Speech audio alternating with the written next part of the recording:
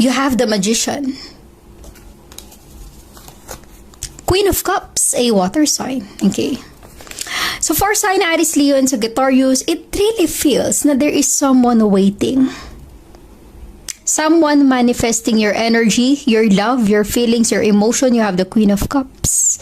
Para sa iba, kung ito ay particular sa love life ng buhay mo, maaaring meron kang inaantay na someone na talagang mahal mo.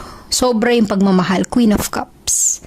Okay? Ang Queen of Cups, kung magmahal yan, walang hinihinging kapalit. Ibibigay ang lahat. Posibleng energy mo ito for sign, Aries, Leo, and Sagittarius, ganun ka magmahal. Or maaaring ganun yung person na connected sa'yo. Sobra kanyang mahal at umaasa pa rin siya. I'm really getting that kind of vibe na may umaasa pa rin. You have the Magician. Manifesting the energy. Di ba? Minsan kapag merong umaasa, merong minamanifest na energy. Pinihiling, pinagdarasal na sana.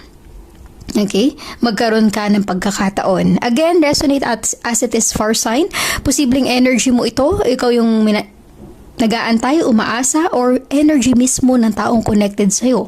Maaari ring siya ay water sign, Cancer, Scorpio, and Pisces. Okay?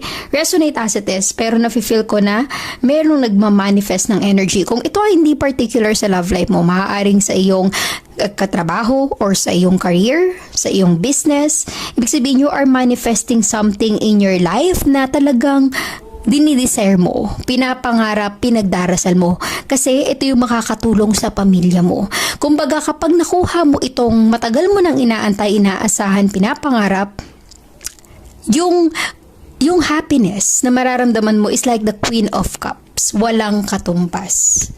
Okay? So, this is some kind of energy na waiting for something na alam mong ikasasaya mo. Okay?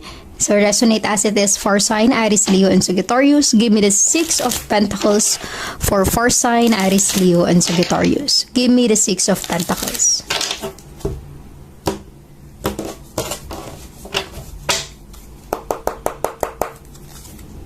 You have the 7 of Cups, a water sign. And the King of Wands, a fire sign. Definitely. Para sa iba, maaari talagang love life or relationship to. I'm really getting that strong energy because you have the King of Wands and the Queen of Cups. Para bang this is some kind of a soulmate or pwede ng twin flame energy. Okay, so for sign, Aries, Leo,